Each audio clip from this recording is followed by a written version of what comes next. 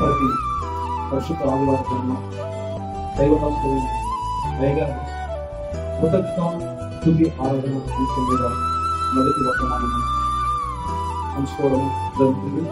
అందులో భాగంగా కృతజ్ఞత స్తుతి ఆరాధన కృతజ్ఞత స్తుతి ఆరాధన కృతజ్ఞత స్తుతి ఆరాధన అనగా దేవుడు మన జీవితంలో జరిగించిన మేలును బట్టి మనం ఏం చేయాలి? కృతజ్ఞతలు చెల్లించాలి. ఎందుకంటే ఆయన మన జీవితంలో జరిగించిన కార్యములన్నిటిని బట్టి మనం ఏం చేయాలి? కృతజ్ఞతాస్తుతులు చెల్లించాలి. కృతజ్ఞతాస్తుతులు బద్దులమై ఉండాలి. ఆయనకు మనం ఏమి ఇచ్చినా కూడా తక్కువే. అందులో భాగంగానే కృతజ్ఞతాస్తుతులు చెల్లించాలి. కృతజ్ఞత కలిగి జీవించాలి. కృతజ్ఞతాస్తుతులు చెల్లించాలి. కృతజ్ఞత కలిగి జీవించాలి. చాలా జీవితాలు మనం చూస్తూ ఉంటాము.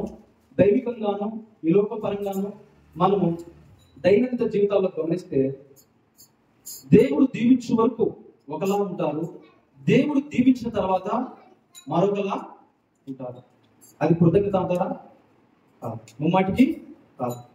దేవుడు మనకిచ్చిన దాన్ని బట్టి, అది ఎంతైనా కానివ్వండి, దేవుడు మనకిచ్చిన దాన్ని బట్టి అందులో మనం ఏం చేయాలి? కృతజ్ఞత కలిగి జీవించాలి. కృతజ్ఞత కలిగి జీవించాలి. తప్పక కృతజ్ఞత కలిగి జీవించాలి. అలా మనం మన జీవితంలో అలవాటు చేసుకుంటే దేవుని యొక్క ఆత్మీయ మార్గంలో మనం నడుస్తాం. అలా కాకుండా లేనప్పుడు లేని వాటిని అడుగుతున్నాము, అవి పొందుకున్న తర్వాత ఇచ్చిన వారిని మర్చిపోతున్నాం. లోకంలో కూడా చూస్తుంటాం. మనం ఆపద కలిగినప్పుడు, మనం ఇబ్బందులో ఉన్నప్పుడు ఇరుగు పొరుగు వారిని సహాయం అడుగుతాం. వారు సహాయం చేస్తారు. ఆ సహాయం చేసిన తర్వాత మనం వారి పట్ల కృతజ్ఞత కలిగి ఉంటామా? వారిని గుర్తుంచుకోము. అప్పుడు వాళ్ళు అనుకుంటారు, సహాయం చేసినా కూడా వీళ్ళకు కృతజ్ఞత లేదబ్బా, సహాయం చేసినా కూడా వీళ్ళకి కృతజ్ఞత లేదు. అప్పుడు వారికి అనిపిస్తారు, ఏమనిస్తారంటే చేసిన ఫలితం ఏముంది? చేసిన ఫలితం లేదు కదా. అలాంటప్పుడు ఇంకొకరికి చేద్దామనే అభిప్రాయము లోకానుసారంగా ప్రతి ఒక్కరికి కలుగుతుంది. అలాగే మనము దైనందిక జీవితాల్లో ఆత్మీయ పాఠంలోనికి మనము అయితే పరిశుద్ధాత్మ దేవుడు లేఖనాలను ధ్యానించడానికి, మీతో ఈ మాటలను పంచుకునేటప్పుడు భయం కలిగి ఉచ్చరించడానికి దేవుడు నాకు సహాయం చేయాలని దేవుని కోరుతున్నాను. పరిశుద్ధ గ్రంథం నుండి మత్తయి సువార్త 5వ అధ్యాయాన్ని ధ్యానించుకున్నాము. పరిశుద్ధ గ్రంథం నుండి మత్తయి సువార్త 5వ అధ్యాయం మనం ధ్యానించుకున్నట్లయితే, పరిశుద్ధ గ్రంథం నుండి మత్తయి సువార్త 5వ అధ్యాయము బాగా జాగ్రత్తగా పరిశీలించండి. 5వ అధ్యాయము. ఈరోజు నేను మత్తయి సువార్త గ్రంథంలో నుండి 5వ అధ్యాయము మరియు 9వ అధ్యాయములో ఉన్న లేఖనాలను మీతో పంచుకోవాలని ఆశపడుతున్నాను. మత్తయి సువార్తలో ఉన్న 5వ అధ్యాయంలో ఉంటున్న కొంత భాగాన్ని, అలాగే మత్తయి సువార్త కదండి, యోహాను సువార్త 5వ అధ్యాయంలో ఉంటున్న కొంత భాగాన్ని, యోహాను సువార్తలో ఉంటున్న 9వ అధ్యాయంలో ఉంటున్న కొంత భాగాన్ని మీ మధ్య పంచుకోవాలని నేను ఆశపడుతున్నాను.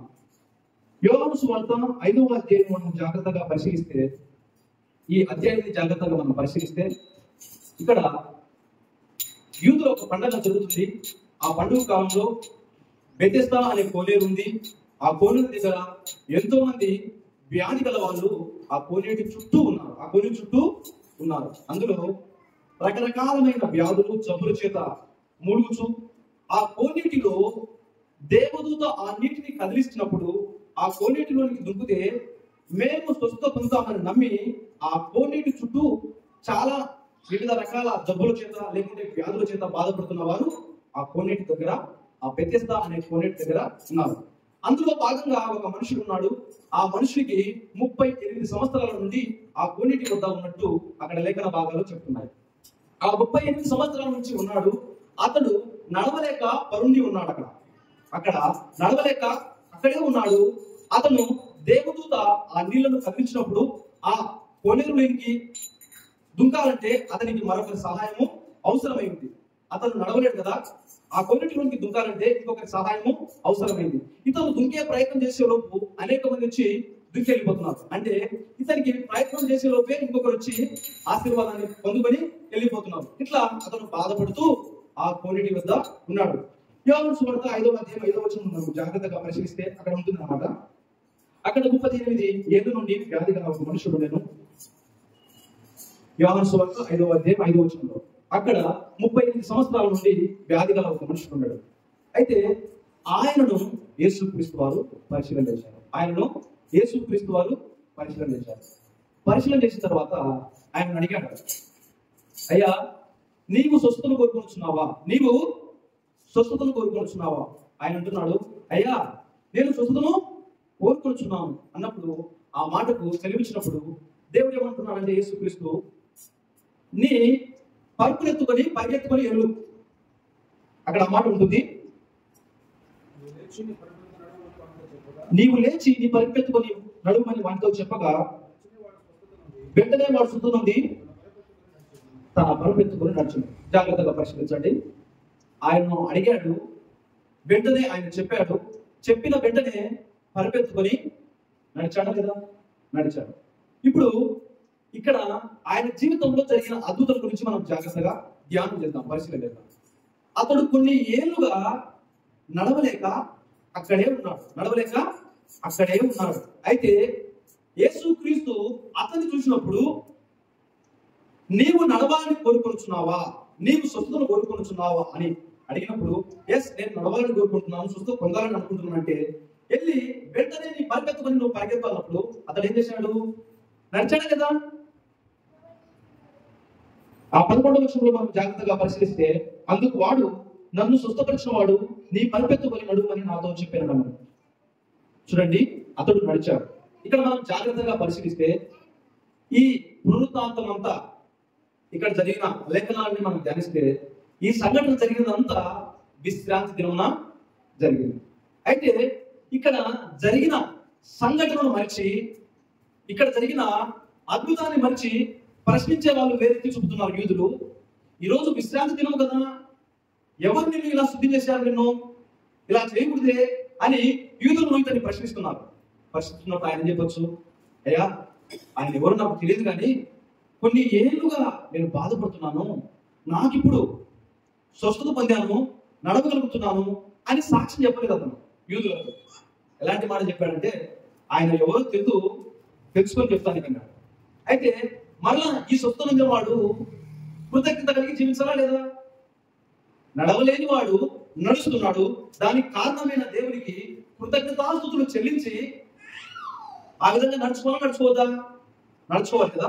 ఇంకా మనం ముందుకెళ్తే 14వ వచనం జాగ్రత్తగా పరిశీలిస్తే, అటు తర్వాత యేసు దేవాలయంలో వారిని చూచి, నీవు స్వస్థనుంటివి, మరి ఎక్కువ కీడు నీకు కలగకుండానట్లు ఇక నువ్వు పాపం చేయమని చెప్పక. జాగ్రత్తగా వినండి. కాళ్ళు లేనప్పుడు ఏం కోరుకున్నాడు? నడవాలని కోరుకున్నాడు. కాళ్ళు లేనప్పుడు స్వస్థతను కోరుకొని నడవాలని కోరుకున్నాడు. ఇప్పుడు యేసుక్రీస్తు వారు అతనికి కాళ్ళనిచ్చి స్వస్థనిచ్చాడు కదా. ఇప్పుడు ఏం చేయాలి? అతను కృతజ్ఞత కలిగి జీవించాలి. కృతజ్ఞత కలిగి జీవించకపోగా మళ్ళీ ఏం చేస్తున్నాడు? ఆయన పాపం చేస్తుంటే యేసుక్రీస్తు వారు దేవాలయం వద్ద అతను చూసినప్పుడు, అయ్యా నీవు ఇక మీదట పాపం చేయకుండా జీవించు అని చెప్తే ఇతను ఏమంటున్నాడు తెలుసా?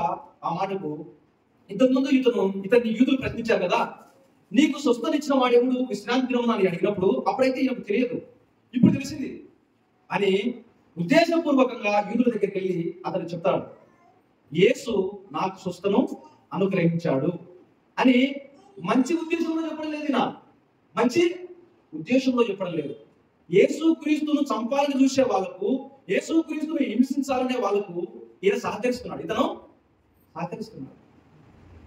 ఇక్కడ జరిగిన సంభాషణ జాగ్రత్తగా గమనించండి. బెతెస్దా అనే కోనేటి వద్ద కొన్ని ఏళ్ళ నుంచి అనేక రకాల జబ్బులున్న వాళ్ళు ఉంటున్నారు. అందులో భాగంగా ఒక మనుషుడు ఉన్నాడు, అతను నడవలేడు, వ్యాధి కలిగి 38 ఏళ్ళ నుంచి అక్కడే ఉన్నాడు. ఆ సమయంలో యేసుక్రీస్తు వారు ఆయన చూచారు. చూచిన వెంటనే నీవు స్వస్థను పొందుకొనుచున్నావా అని అడిగిన వెంటనే ఎస్ అన్నప్పుడు అతనికి స్వస్థనిచ్చి నీ పరిగెత్తుకొని నువ్వు పరిగెత్తన్నప్పుడు పరిగెత్తాడు విశ్రాంతి దినం.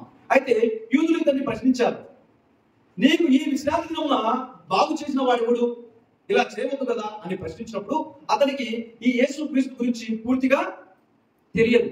ఈ యూదులు యేసుక్రీస్తును వెంబడించి యేసుక్రీస్తును చంపాలి, హతము చేయాలి, హింసించాలని ప్రయత్నం చేస్తున్నప్పుడు ఇతడు ఏం చేస్తున్నాడంటే వారికి సహకరిస్తున్నాడు. అయ్యా చూడండి, మనం కూడా కొంతమందికి మన జీవితంలో సహాయం చేస్తాం. మనం కూడా మన జీవితంలో కొంతమందికి సహాయం చేస్తాం. దానికి బదులుగా కృతజ్ఞత చూపరు వాళ్ళు. కృతజ్ఞత చూపకపోగా మనకు మరీ హాని చేయాలని ప్రయత్నం చేస్తాం. ఇక్కడ జరిగిన సంభాషణ అంతా కూడా అదే. యేసుక్రీస్తు వారు అనుగ్రహించిన స్వస్థతను పొందుకున్న అతను దేవునికి కృతజ్ఞత కలిగి ఉండలేదు. ఎలా ఉన్నాడు? దేవునికే హాని చేస్తున్నాడు. దేవునికే హాని చేసే వారికి సహకరిస్తున్నాడు. చూడండి, ఇది కృతజ్ఞత అంటారా? మనం కూడా చూడండి, మన యొక్క జీవితంలో, నిజ సంగత జీవితంలో కూడా ఎంతో బాధపడుతుంటాం. నా అన్న వాళ్లకు మన వాళ్ళే, మన చుట్టూ ఉన్న వాళ్ళే, మన బంధువులే, మన మిత్రులే, మనకు దగ్గరగా సమీపంగా ఉన్న వారే మనము వారికి మేలు చేసినా తిరిగి వారు మేలు చేయకపోగా ఏం చేయాలనుకుంటున్నారు? వాళ్ళు హాని చేయాలనుకుంటున్నారు. విశ్వాస జీవితాల్లో, లోకంలో మరి ఎవరికి హాని కలగదండి. విశ్వాస జీవితంలోనే డిఫరెంట్. మనం ఎప్పుడైతే ఆత్మీయంగా ముందుకెళ్తుంటామో సాతాను గారి ప్రేరేపణ వలన మన అన్న వాళ్ళే, స్నేహితులు, బంధువులు, మిత్రులు అన్న వాళ్ళే మనల్ని ఏం చేస్తారంటే వెనుకకు లాగుతూ ఉంటారు. సహాయం చేయకపోయినా పర్వాలేదు, కానీ వాళ్ళు ఏం చేస్తారు తెలుసా?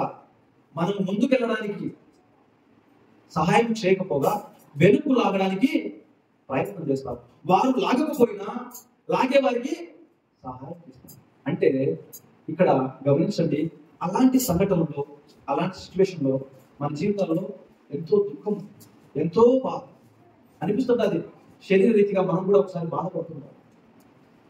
చాలాసార్లు అనుకుంటున్నాం, ఏది దేవా, నాన్న వాళ్ళే ఇట్లా నట్టేట ముంచేసినారు నన్ను, ఎందుకు వారు ఇలా చేస్తున్నారు?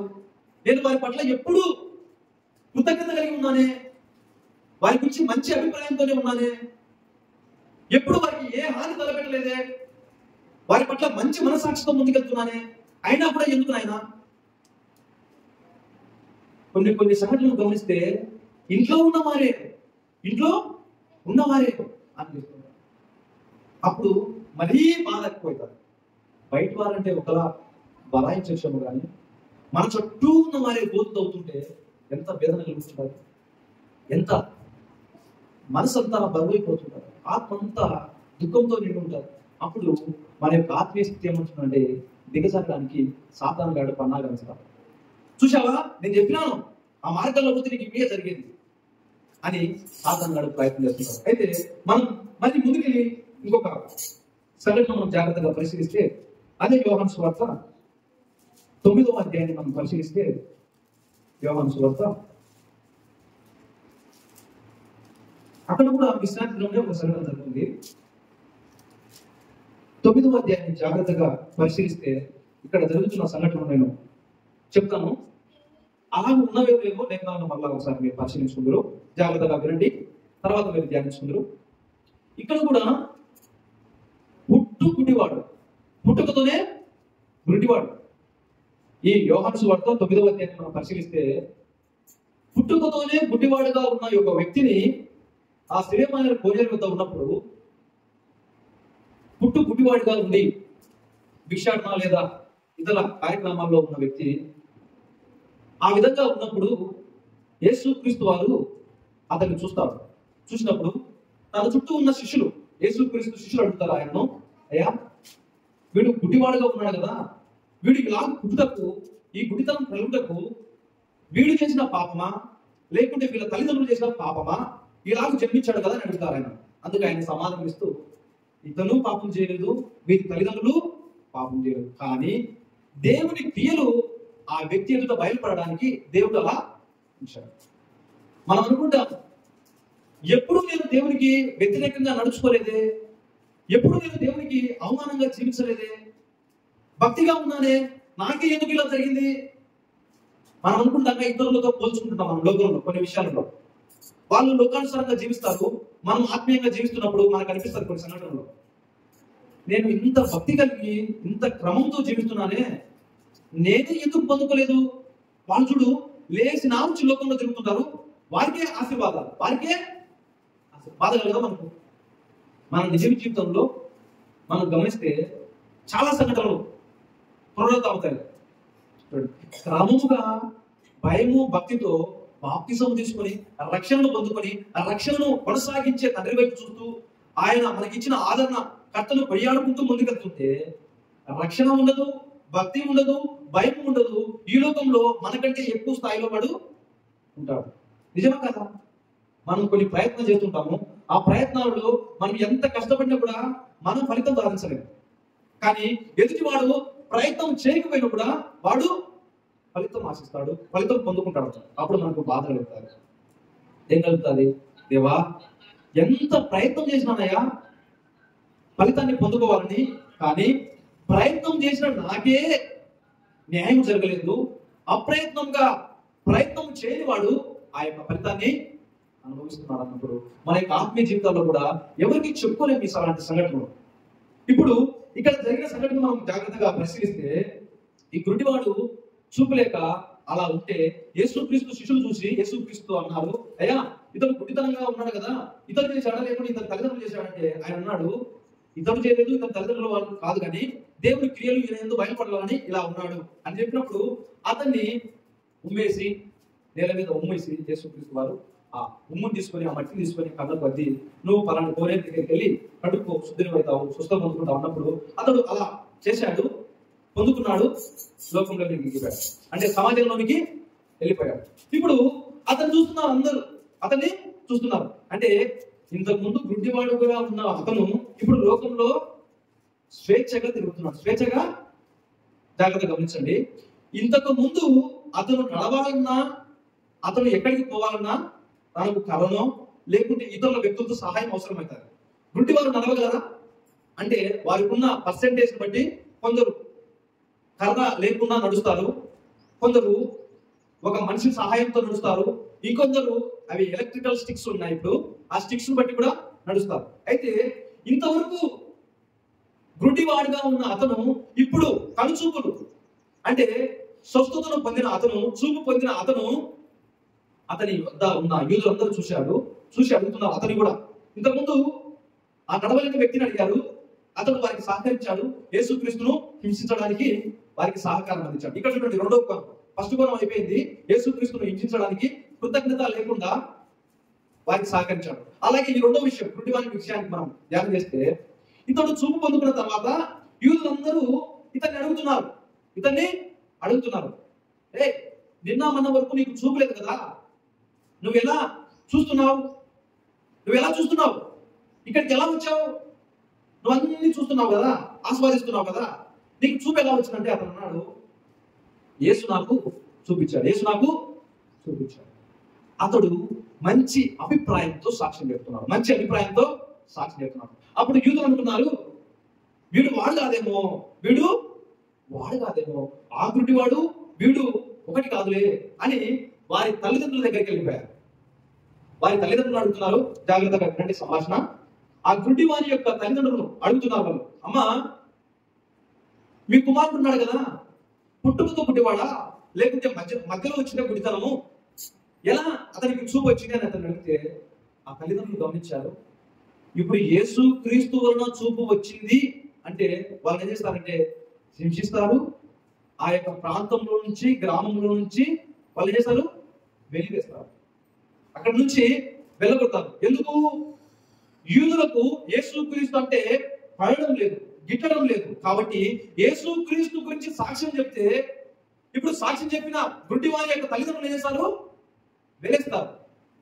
గ్రామంలో నుంచి మనం కూడా మన నిజ జీవితాల్లో పరిశీలిస్తే, ఒక వ్యక్తి చాలా హింస పొందుతున్నాడు, మనం బాధపడతాం, అంతేగాని అతని పక్షాన్ని వెళ్ళి సాక్ష్యం చెప్పడానికి నిలబడడం, అతన్ని హింసిస్తుంటారు, ఇంకా ద్వేషిస్తుంటారు, శిక్షిస్తుంటారు. అప్పుడు మనం ఏం చేస్తామంటే కదా, మనం హృదయంలో బాధపడతాం, కానీ ఎక్కడికి వెళ్ళి వారి పక్షాన్ని నిలబడి చెప్పాం.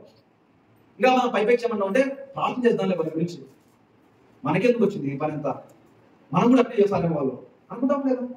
మన నిజ జీవితాలు కూడా అట్లా అనుకుంటాం. ఇలాగే జన్మనిచ్చిన తల్లిదండ్రులు కూడా ఆ గుడ్డి వారి గురించి చెప్తున్నారు, అయ్యా వాడు పెద్దోడైనాడు, వారికి తెలివి వచ్చింది, వాడిని అడుగుపోయి మమ్మల్ని ఏంటి అడిగేది?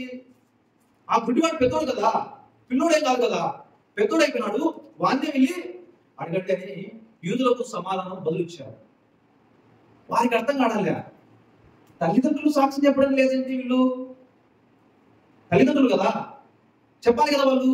అయ్యా నా కొడుకు పుట్టుకతోనే పుట్టివాడు, ఇప్పుడైతే చూస్తున్నాడు, ఎలా చూస్తున్నాడో మాకైతే తెలియదు కానీ ఇప్పుడు చూస్తున్నాడని చెప్పాలి. లేదా చూస్తున్నాడు కారణం పలానా యేసుక్రీస్తు వారు స్వస్థపరిచాడు, చూపునిచ్చాడని చెప్పాలి. అలా ఏం చెప్పలేదు.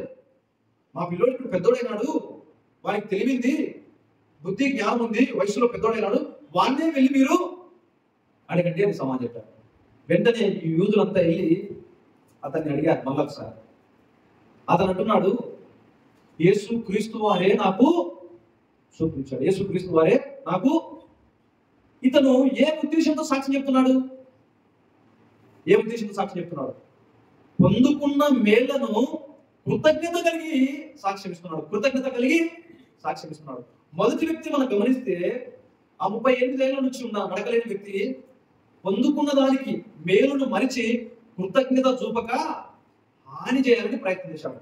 ఇక్కడ అలాగా కృతజ్ఞత చూపాలని ఈ గుడ్డివాడు సాక్ష్యం చెప్తూ మనం ముందుకెళ్తే ఈ యోహాను సువార్త 9వ అధ్యాయంలో 25వ వచనం జాగ్రత్తగా పరిశీలిస్తే, వాడు ఆయన పాపియో కాదో నేను ఎరుగను, ఒకటి మాత్రము నేను ఎరుగుదును, నేను గుడ్డివాడనై ఉండి ఇప్పుడు చూస్తున్నాను. అందుకు వారు, ఆయన నీకేమి చేసను? కనులు ఎలాగూ తెరుచుమని మరలా వారిని అడగగా, వాడు ఇదంతా మీతో చెప్పి తిని కానీ మీరు వినకపోతే మీరెందుకు మరలా వినకూర్చున్నారు?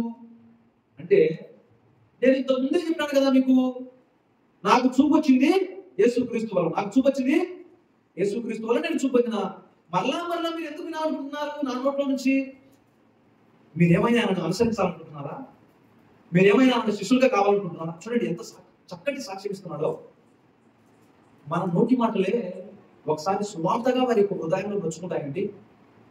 ఇతరులు ఎంత హానికరమైనా కూడా మనం మాట్లాడే తీరు వారిలో ఉన్న హానితత్వాన్ని కనుమరుగు చేస్తారు. మనం మాట్లాడే మాటలు ఇతరులు దేశంతో మన మీదికి అక్కసుతో వ్యతిరేకత భావంతో మన మీదకి వచ్చినప్పుడు మనం కూడా కొన్నిసార్లు చేస్తారు అంతే అక్కసుతో, నువ్వు అన్నావు ఈ మాట, నువ్వు అన్నావు అంటే మనం కూడా నిదానంగా మాట్లాడాలి. నేను అనలేదు బా, ఎవరు నీకు చెప్పేది, నేను అనలేదు అని అంతే ఆవేశంతో మనకి బదులిస్తాం. ఇక్కడ బుద్ధివాని యొక్క అంశాన్ని మనం పరిశీలిస్తే, నేను ఇంతకు ముందు మీకు 2 సార్లు చెప్పినా కదా, మరలా ఎందుకు నా నోటితో వినాలనుకుంటున్నారు? మీరు ఏమైనా యేసుక్రీస్తును అనుసరించాలనుకుంటున్నారా? మీరు ఏమైనా యేసుక్రీస్తును శిష్యునిగా, ఆయన యొక్క శిష్యులుగా మీరు జీవించాలనుకుంటున్నారా? చూడండి ఎంత చక్కటి మాట చూడండి. వారి యొక్క హృదయాల్లో ఉంటున్న కోపతత్వాన్ని, వారి యొక్క హృదయాల్లో ఉంటున్న వ్యతిరేకత భావాన్ని చూడండి ఎంత చక్కగా పంచుకున్నాడో. ఇతను గుడ్డి వాడైనప్పటికీ ఎంత చక్కటి సువార్త ప్రకటించాడు.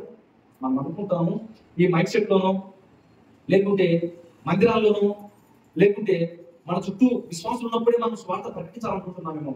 అలా కాదు. మనం ఎక్కడున్నా మన యొక్క మాట తీరు ఆయన్ని బట్టి సాక్ష్యం ఇవ్వాలి.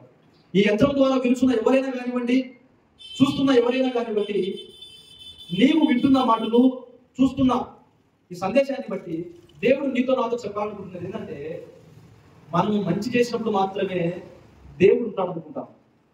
చెడు చేసినప్పుడు ఏమనుకుంటామంటే దేవుడు చూడలేదు అనుకుంటాం. అంతే కదా. మనం చూడండి, ఎవరికైనా ఒక సహాయం చేస్తే 10 మందికి చెప్పి సహాయం చేస్తాం. 10 మందికి చెప్పి ఫోటోలు, పోజులు, వీడియోలు, ఫేస్బుక్లు, ఆన్లైన్లో పెట్టుకొని నేను ఇంత డబ్బిచ్చాను, ఇంత సహాయం చేశాను, ఇంత మన్నన పొందాలని లోపల ఆశ పెట్టుకొని వాళ్ళు సహాయము చేస్తారు. కొందరు అలా ఆశించకుండా సహాయం చేస్తారు ఆత్మీయతలో. కొందరు ఏం చేస్తారంటే లోకానికి చెప్పుకోవాలి కదా సహాయం చేస్తున్నామని అని, కొందరు ఏం చేస్తారంటే లోకానికి చెప్పుకునేలాగా సహాయం చేస్తారు. ఆ సహాయం చేసిన వ్యక్తి లోకానికి చెప్పుకోకుండా అతనికి హాని చేస్తాడు. అంటే ఇప్పుడు నేను అడిగే ప్రశ్న ఏంటంటే, నీవు సహాయం చేస్తున్నప్పుడు దేవుడు చూస్తున్నాడని అనుకుంటున్నావు. అంటే దేవుని మందిరంలో ఉన్నప్పుడు దైవ సేవకులు చూస్తున్నారు, దేవుడు చూస్తున్నాడని భక్తిగా నటిస్తాం. అంటే కొందరు జీవించే వాళ్ళు ఉన్నారు, కొందరు నటించే వాళ్ళు ఉన్నారు. అందరినీ కాదండి ఈ మాటలు ఉద్దేశించి. భక్తిలో యథార్థంగా జీవించే వాళ్ళు ఉన్నారు, భక్తిలో పైపిచ్చు నటనతో జీవించే వాళ్ళు కొందరు ఉన్నారు. వాళ్ళు దేవుని మందిరంలో నుండి వాళ్ళను లోకంలో దేవుని మందిరంలో ఒక్కసారి మనం పరిశీలిస్తే ఈ ఎక్కడైనా ఆడ మాట్లాడుతున్నది అనుకుంటాం, ఇతనేనా ఆ రోజు వాక్యం చెప్పింది, ఇతనేనా అతను అనుకుంటాం.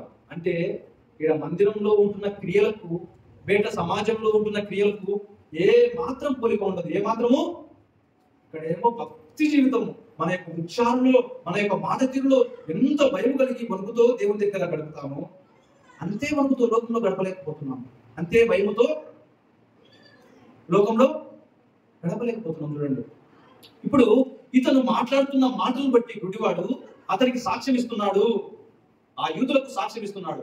మరలా నా నోట్లో నుంచి మీరు వినాలనుకుంటున్నారు, మీరేమైనా ఆయనను అనుసరించాలనుకుంటున్నారా, వెంబడించాలనుకుంటున్నారా? ఆయన మాటలు మీకు నచ్చాయా? ఆయన మీరు ప్రేమించాలనుకుంటున్నారా? ఆయన మీరు వెంబడించాలనుకుంటున్నారా? ఆయన శిశువుగా మీరు జీవించాలనుకుంటున్నారా అని అడుగుతూ ఈయన ఇంకా ముందుకెళ్తే ఆ సంభాషణ మనం గమనిస్తే 34వ వచనం, అందుకు వారు, నీవు కేవలం పాపివై ఉన్నట్టు పుట్టినవాడు, నీవు మాకు బోధింపవచ్చినవా అని వారితో చెప్పి వారిని వెలివేసి. చూడండి, నువ్వు పుట్టుకతోనే పాపివి, నువ్వు మాకు చెప్పేటోనివే. ఈరోజు సమాజంలో కూడా కొన్ని మాటలు మాట్లాడుతుంటే, మా అప్ప, మా తాత, మా నాయన, మేము పుట్టుకతోనే సేవకులం, నువ్వు మాకు చెప్పేటోళ్ళు కదరా అనే వాళ్ళు ఉన్నారండి. మేము పుట్టుకతోనే క్రైస్తవులం. భయపడితే ఎవరు క్రిస్టియన్ కాదండి. ఎందుకంటే ఆయన అంటున్నాడు, నమ్మి బాప్తిజము పొందిన వాడు మాత్రమే రక్షించబడతాడు. అది కరెక్ట్ కాదండి? నమ్మి బాప్తిజము పొందిన వాడు మాత్రమే రక్షించబడతాడు. నీ తండ్రి బాప్తిజం పొందినాడు కనుక నీ తండ్రికి పుట్టినావు కాబట్టి నువ్వు రక్షించబడలేదు. జాగ్రత్తగా వినండి. ఎవరు వారులే సొంతంగా యేసుక్రీస్తును విశ్వసించాలి, ఆయన మాటలను నమ్మాలి, ఆయనకు సాక్ష్యం ఇస్తూ నేను ఈ మాటలను విశ్వసిస్తున్నానని నీటిలో మునిగి నమ్మి బాప్తిజము పొందిన వాడే రక్షింపబడతాడు, నశింపక నిత్య జీవాన్ని పొందుకుంటాడు. భయపడుతున్న క్రిస్టియన్ ఎలా అవుతావు అంటే ఇక్కడ ప్రశ్న వచ్చింది కూడా అట్లే వచ్చింది. నువ్వు పుట్టుకతోనే పాపివి కదా, నువ్వేంటి మాకు చెప్పేది? నువ్వు పుట్టుకతోనే పాపివి, నువ్వు పుట్టుకతోనే గుడ్డివాడివి, నువ్వు చెప్తే మేము వినాలా అని అహంకారపూర్ణ ధోరణితో వాళ్ళు యూదులు అతనికి వెలివేశారంట. నువ్వు చెప్తే వినడం ఏంటి మేము? ఈరోజు సమాజంలో కూడా యేసుక్రీస్తు భక్తి కలిగి, యేసుక్రీస్తు మాటలను విశ్వసించి భక్తి కలిగి అన్నిలు మన దగ్గరికి వస్తారండి. నేను కళాశాలలో, కాలేజీలో, స్కూళ్ళలో గమనిస్తే, చాలా పిల్లలను గమనిస్తే ఒక విషయం చెప్పదలుచుకున్నాను. యేసుక్రీస్తును కొత్తగా నమ్మి బాప్తిసం పొందిన వాడు మాట్లాడతాడు, సినిమాలు చూడొద్దు, బైబిల్ కలిగి ఉండాలి, భక్తి కలిగి ఉండాలి, ఉదయం లేస్తేనే ప్రార్థన చేయాలి, ఈరోజు బైబిల్ చదువుకోవాలి అని మాట్లాడుతుంటారు. వీనికంటే ముందు క్రైస్తవంలోనికి వచ్చిన వాడు ఏమంటాడు తెలుసా? నువ్వు మనదే కదా బాప్తిసం పొందబడేది, ఓయబ్బా నేను 5-6 ఏళ్ళు అయితే పొందుకొని, ఏం కాదురా ఈరోజు సినిమా పొందా, ఏం కాదులే, ఒక 10 నిమిషాలు బైబిల్ చదువుకొని పెట్టుకుందాం అంటే లేదు, మళ్ళీ చదువుకుందా సాయంత్రం అంటే. ఇప్పుడు కొత్తగా వచ్చిన వాడిని ఎవరు చెడగొట్టున్నారు? పాత వాళ్ళు. నేను నిజ జీవితంలో జరుగుతున్న సంఘటనలు చెప్తున్నాను.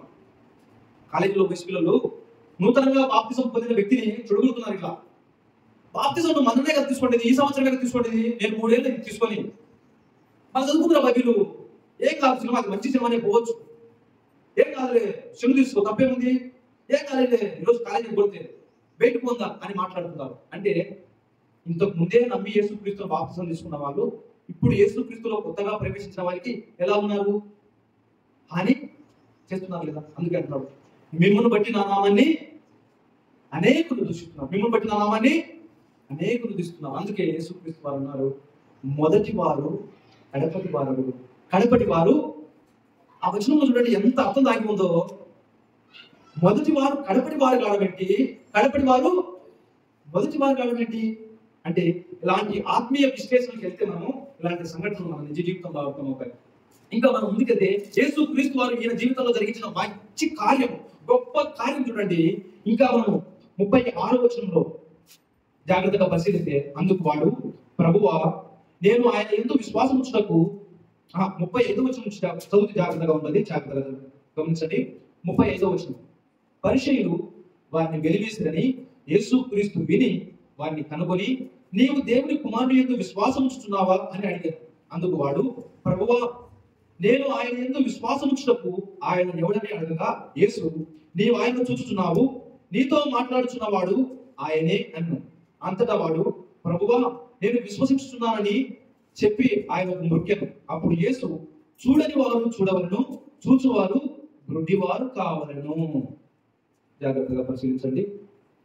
నీవు రక్షణ పొందుకోవాలని కోరుకుంటున్నావా? యేసుక్రీస్తు నీ గురించి తెలుసుకోవాలనుకుంటున్నావా?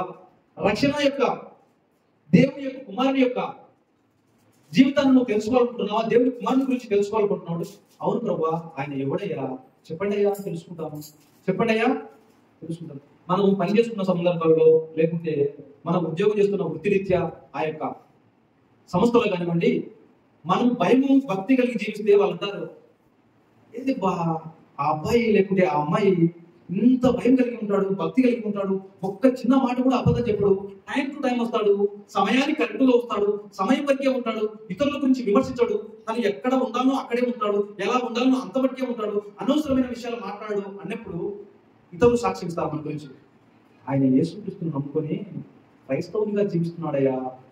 ఓహో, ఈ ప్రవర్తనకు అంత సాక్ష్యం అదే ఆ విషయము. అప్పుడు మనం బట్టి మన తండ్రి ఎంత సంతోషపడతాడండి. మనము అలా ఉండాలి అని దేవుని వాక్యం చెప్తుంది. ఇతను కూడా యేసుక్రీస్తు గురించి, ఆ యొక్క యేసుక్రీస్తు వారు కుమారుని నువ్వు తెలుసుకోవాలనుకుంటున్నావా, ఆయన చూడాలనుకుంటున్నావా, రక్షణ పొందుకోవాలనుకుంటున్నావా అంటే, అవునయ్యా ఆయన నాకెవరో తెలియదయ్యా అని అడుగుతున్నాడు. ఎంత పశ్చాత్తాపం కలిగిన హృదయంతో, ప్రేరణతో, మనసుతో ఆయన అడుగుతున్నాడు చూడండి. మొదటి వ్యక్తిని మనం గమనించాము, రెండో వ్యక్తిని మనము గమనిస్తున్నాము. మొదటి వ్యక్తి 38 ఏళ్లుగా నడవలేక ఆ కోడేరు దగ్గర ఉన్నాడు. అతనికి సహాయం చేయడానికి కూడా ఎవ్వరూ రాలేదు. కానీ అతను స్వస్థ పొందుకోవాలని మునిపే అనేకులు ఆ కోడేరులో దిగి స్వస్థను పొందుతున్నారు, కానీ అతను పొందుకోలేదు. కానీ యేసుక్రీస్తు వారు అతన్ని చూచి స్వస్థను అనుగ్రహించారు. కానీ ఆయన మరలా ఏం చేస్తున్నాడు? పాపం చేస్తున్నాడు. ఆ యొక్క దేవాలయం వద్ద యేసుక్రీస్తు అతన్ని చూచి, ఇంకా నువ్వు పాపం చేయొద్దయ్యా అంటే ఇప్పుడు చెప్తున్నాడు, ఇప్పుడుంది నీ కథ, నువ్వు ఎవరు అనుకుంటే నువ్వు నన్ను అడుగుతున్నావా పాపం చేసండి, ఇప్పుడుంది నీ కథని ఇప్పుడు కంప్లైంట్ వెళ్ళిపోతున్నాడు యూదుల దగ్గరికి. మీరు ఇంతకుముందు అడిగినారే నన్ను, ఆయన కొడతాం, తిడతాం, ప్రోత్సహించుదామని, ఆయన గురించి చెప్తాం, మీరు కొడతారా అని అప్పుడు చెప్తున్నాడు.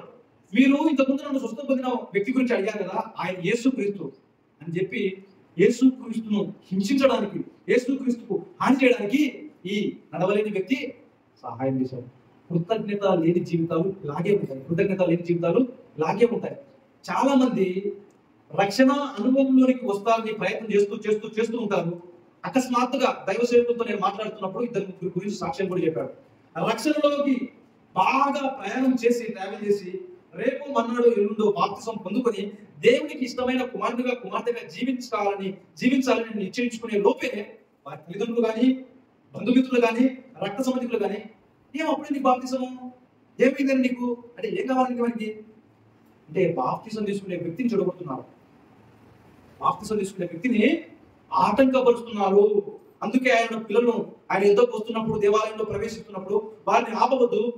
అలాంటి పిల్లలది దేవుని రాజ్యము, వారిని ఆటంకపరచు, వారిని సముద్రంలో తిరిగి రాయేసి త్రోసివేయని చెప్పినట్టు, ఈ లోకంలో యేసుక్రీస్తును వెంబడించాలని యువతి ప్రయాణం చేసినప్పుడు తల్లిదండ్రులు కానివ్వండి, బంధుమిత్రులు కానివ్వండి, రక్త సంబంధికులు కానివ్వండి, మనం సహాయం చేయకపోగా ఏం చేస్తున్నాము? వారిని వెనక్కు లాగుతున్నాం. అలా చేయవద్దు. ఈ నడవలేని వ్యక్తి గురించి మనం నేర్చుకోవాల్సిన పాఠము, కృతజ్ఞత కలిగి జీవించలేకపోతే ఏ విధంగా ఉన్నాడు. ఈ గుడ్డివారిని గురించి మనం ధ్యానించుకోవాల్సిన నిజ జీవిత సంఘటన ఏంటంటే, కృతజ్ఞత కలిగి మనకిచ్చిన ఫలితాన్ని, మనకిచ్చిన ఆశీర్వాదాన్ని, మనకిచ్చిన గొప్పతనాన్ని, దేవుడు రక్షణ ఇచ్చాడు కదా. కొరింథీ రాసిన పత్రిక చదివితే, ఎన్నిక లేని వారిని ఆయన ఎన్నుకున్నాడు. ఎంత గొప్పవాడండి ఆయన. ధనవంతుడైనప్పటికీ ఈ లోకంలో ఎలా ప్రవేశించాడు? తనను తాను తగ్గించుకొని, తండ్రి యొక్క కుడి పార్శ్వంలో ఉంటున్న సింహాసనాన్ని వదిలిపెట్టి తనను తాను తగ్గించుకొని ఈ లోకంలోనికి నవరవతారిగా వచ్చి రిక్తునిగా మారిపోయాడు. చక్కటి మాట. రిక్తులుగా మారిపోయారు. ఒక ఎమ్మెల్యేనో ఒక ఎంపీనో ఒక మంచో మన ఇంటికి వచ్చే వారికంటే ముందే మనం గాలి పడిపోతాం. ఈ కుర్చీ సరిపోతుందా, లేకపోతే వెయిట్ నుంచి తెప్పియాలా, ఈ మంచం సరిపోతుందా, లేకపోతే ఈ నీళ్ళు తాగుతాడా, మినరల్ వాటర్ అయినా ఎంత తినడా, ఎంతో ప్రయత్నం చేస్తుంటాం. ఎవరి గురించి? ఈ లోక అధికారుల గురించి. తండ్రి అయిన దేవుడు, లోకాధిపతి అయిన దేవుడు తన సింహాసనాన్ని వదిలిపెట్టి ఈ లోకానికి ఎలా వచ్చాడు? నిన్ను నన్ను రక్షించడానికి. నీ నా స్థాయికి దిగి వచ్చాడు. ఈ మాటలు చెప్పుకుంటూ పోతే ఆత్మీయ స్థితిలో ఎన్నో అనుభవాలు వస్తాయండి, ఎన్నో అనుభవాలు. ఈ జీవితాలన్నీ, ఇలాంటి పాటలన్నీ మనం దైనందిక జీవితాలను నెమ్మరేసుకుని ముందుకెళ్తే మన యొక్క జీవితం కూడా అనేకులకు ఆశీర్వాదకరంగా ఉంటుంది. అలా కృతజ్ఞత లేకుండా జీవిస్తే మన జీవితం ఎలా ఉంటుంది? ఇతరులను హానిపరిచే జీవితం. మనం బట్టి రాకడ సమయంలో మనం ఏమని సాక్ష్యం ఇవ్వాలి? బలా నమ్మకమైన దాసుడా, బలా నమ్మకమైన దాసురాలా, నిన్ను బట్టి ఇదిగో ఈ జనాంగం అంతా బాగుపడింది, నిన్ను బట్టి వీళ్ళు రక్షణ పొందారు అంటే మన జీవితంలో మనం అనేకులకు రక్షణ పొందుకోవడానికి సహాయం చేస్తున్నామా, ఆటంకపరుస్తున్నామా? కృతజ్ఞత మానవద్దు, విసుకగా నిత్యము కృతజ్ఞత కలిగి ప్రార్థన చేయాలి. అంటే ధన్యకరమైన జీవితంలో మీరు నేను మన అందరం ఉండాలని దేవుడు నామని వేడుకొచ్చున్నాం. ఈ చక్కటి అవకాశం ఇచ్చిన దైవ సేవకులకు తెలుసుకోవడం దయచేసి మోకరించండి. ఇలా వాక్యాన్ని ఆధారం చేసుకుని